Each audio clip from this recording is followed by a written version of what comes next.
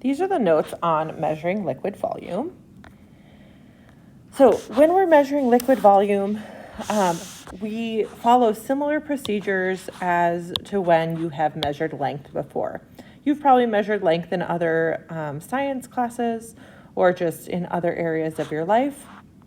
And similar to measuring liquid volume, as with measuring length, so precision and sig figs, so making sure we're measuring to include all meaningful digits, are still really important. So if you're measuring a short line, you would use kind of a 12-inch ruler maybe. But if you're measuring longer distances, maybe using miles is more appropriate for that measurement. And so making sure you're choosing the best tool for measuring. And then with that, we always estimate one digit past the smallest scale of division. And so if we only have maybe those, let's say if you only have 1 centimeter marks, that means that we can measure to the nearest like half a centimeter or nearest tenth of a centimeter, because we can see how close are we to that 1 centimeter. Is it exactly at a centimeter or is it somewhere in between? And so we do the same thing when we're using measuring liquid volume. And so we use a graduated cylinder for measuring in order to get accurate measurement. And we're going to talk about types of glassware shortly. In order to do that, we measure from the bottom of the meniscus, which is the curve of the liquid in the graduated cylinder. That curve is formed through surface tension. And we want to use the smallest graduated cylinder that will fit our liquid. So you're going to maybe use a meter stick if you're measuring something that fits within a meter over here.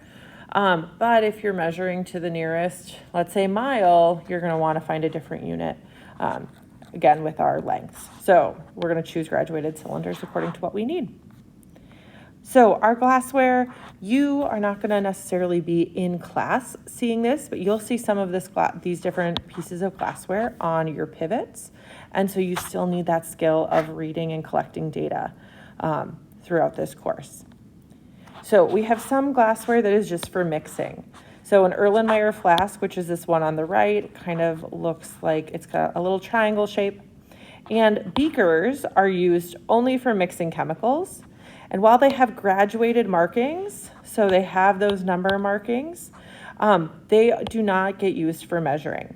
And so because these markings are so far apart, we have that going from 10 to 20 milliliters. Notice here it says approximately, because this isn't going to give us a good way for us to be able to judge.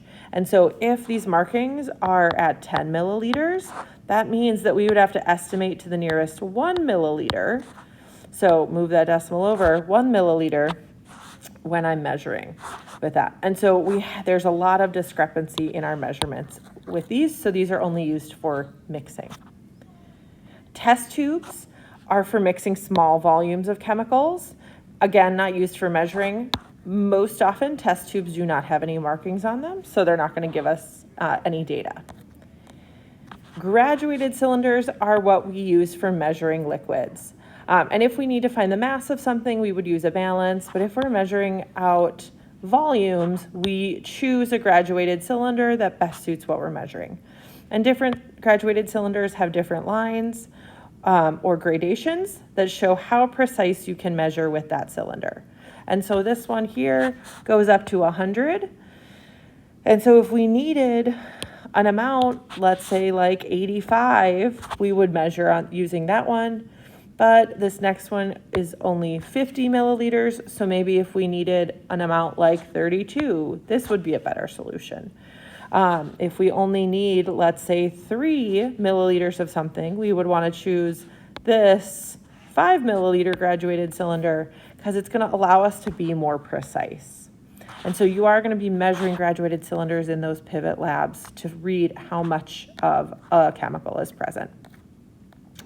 So if we want to practice measuring our liquid volume and being precise in our measurements, we need to use the meniscus. And so reading a meniscus, when you look at the graduated cylinder straight on, that's when you can get an accurate reading. And so with these, a lot of the videos, if you're doing these through Pivot, it's going to show you a video straight on. If you were in the lab, you wouldn't want to be looking at your graduated cylinder too low, because then it's going to change that where you're actually seeing the meniscus. If you're looking at it too high, it's also changing that. So looking straight on is going to give you an accurate reading. And so when we're looking at this here, that meniscus looking straight on, we would be using those markings here in order to actually read our value. So how do we read those values? And you can see here that meniscus isn't quite as exaggerated as it is on this one. But we can see in this picture that here's where that liquid is holding onto the side of our graduated cylinder. Our meniscus is down here. And so that's what we're going to be measuring, where we're going to be measuring to. And so our steps for reading are that we're going to read the cylinder on a flat surface at eye level. So you're never going to be holding it in your hand. Reading the bottom of the meniscus. So we're going to be reading here, not up here. And then estimating 1 digit past the smallest scale division. And so we can see here, this is a 100 milliliter graduated cylinder. We can see 90 is marked here. 100 is marked here. And so the scale divisions are that each of these are 1 milliliter. And that means that if it's 1 milliliter, if we take that decimal and move it, we can measure to the nearest 0.1 milliliter. Or we can measure to the nearest 1 milliliter, and then we're going to estimate. So in something like this, I would look and say, okay, that this is at 90, 91, 92, 93, 94, 95, 96, 97, 98, 99. So I can see that there's 99 milliliters.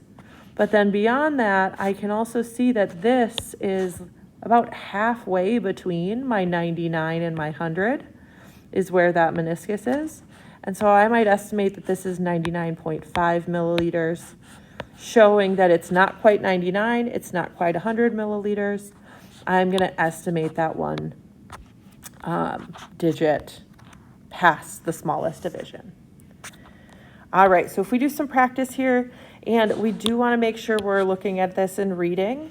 So a graduated cylinder can have numerous scales depending on what volume it can occupy.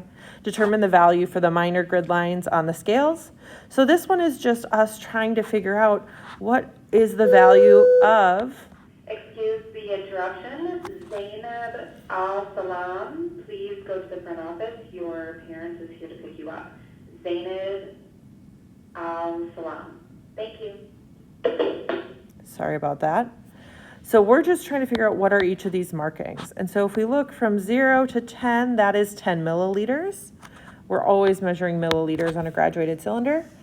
And so if I look at this, halfway is 5 milliliters, and I can see if I can count 1, 2, 3, 4, 5, 6, 7, 8, 9, 10, then each of these markings is 1 milliliter.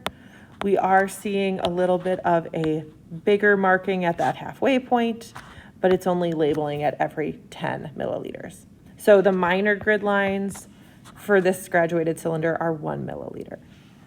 If I look at this next one, between 0 and 10, I have 1, 2, 3, 4, 5 lines. So if I go 10 divided by 5, that means each of those lines is 2 milliliters.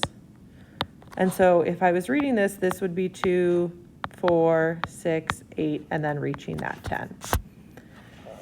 My next one, and feel free to pause this and try on your own. If we go from 0 to 1, I've got 1, 2, 3, 4, 5. Notice I'm not actually counting the 0 line. I'm just counting the lines above that until I get to the 1. I am including the 1 though. So 1 divided by 5, that's going to be 0.2 milliliters. So that 5 being how many grid lines I have to get to that 1 and including the 1. So that means each of those would be 0.2 milliliters. Looking at this last one, we've got 1, 2 grid lines to get from that 0 to 1. So 1 divided by 2. Each of those is 0.5 or a half a milliliter. All right, So now as we're reading it, keeping an eye on putting the graduated cylinder on a flat surface, lowering your eyes to the bottom, and including a point of estimation in your reading. So read the graduated cylinder. What would you estimate the last digit of the measurement to be? So as we're looking at this, we can see that we've got from 10 to 20. I can count 1, 2, 3, 4, 5, 6, 7, 8, 9, 10. 20 divided by 10. Each of those minor grid marks are, nope, not 20 divided by 10. This is a change of 10. And so that 10 divided by 10, apologies, means that each of these, because it's only going up 10 milliliters, is going to be 1 milliliter. As I look at this meniscus here, I can see that, all right, I have a 10, 11, 12, but my measuring for my meniscus isn't quite at 13, so it's 12 point something. Well, what do I want to estimate that to be? This looks like it's between 12 and 13. To me, it looks like it's about halfway. So I'm going to say, okay, it's about 12.5 milliliters is that digit I would estimate. So I can measure to the ones place, but then I'm going to estimate in the 10th place in that decimal. All right. So read the volume and estimate one digit past. As we're looking at this, again, keeping in mind those grid lines, from 20 to 30, I have 10 markings. So each of those is 1. Measuring at that meniscus, so at the bottom. So this is at 20, 1, 2, 3, 4, 5. So 25 point, and this is between 25 and 26. For me, it looks like it's closer to the 25 though. So maybe I'm going to say 25.2 milliliters. If you maybe estimated 25.3 or 25.1, that is fine. Our estimating, you should be kind of within 1 or 2 milliliters, but it is an estimate. So there is that kind of room for error, but we want to include that. Looking at our next one, we've got 35, 36. This is between 36 and 37. I think this one is maybe closer to 37 than it is to 36. This is my 36, this is my 37. So maybe I'm going to say 36.7 milliliters or 36.8 milliliters. It's getting close to that 37, but not quite at the 37 yet. And maybe a 36.6 would also be a good estimate. All right, C, looking at 5 to 6, each of these markings is 1 milliliter, or sorry, 0.1 milliliter. So 5.1, 2, 3, 4, 5.4. Estimating that one digit further, this looks like it's pretty close to 5.5. So maybe I'm going to say 5.48 or maybe 5.47, something close with that 100th place maybe is going to be kind of a higher number there. All right, D is, I've got 10, 1, 2, 3, 4, so 14, sorry. And again, closer to 15 than it is to 14, so maybe 10.8 milliliters is a good estimate. Sorry, 14.8, or maybe 14.7, maybe 14.9, something that's close to 15, but not quite. Feel free to pause, try these on your own if you haven't yet done that. Just kind of looking at these, I think this next one would be, this is the 35, this is the 40. So I would say that this is 36.5 milliliters. If your last digit is a little off, I would still accept that. This next one, here's my 70. I would say this one is 70, 1, 2, 3, 73. And because that meniscus is right on that line, we can put a 0 there to say it's right at 73, so 73 milliliters exactly. And then the last one as well, 21. And then that's halfway between 1 and 22, so maybe 21.5 milliliters for that. There is practice posted, a worksheet. Feel free to use that. And there is a check-in as well. Reach out to your teacher with any questions.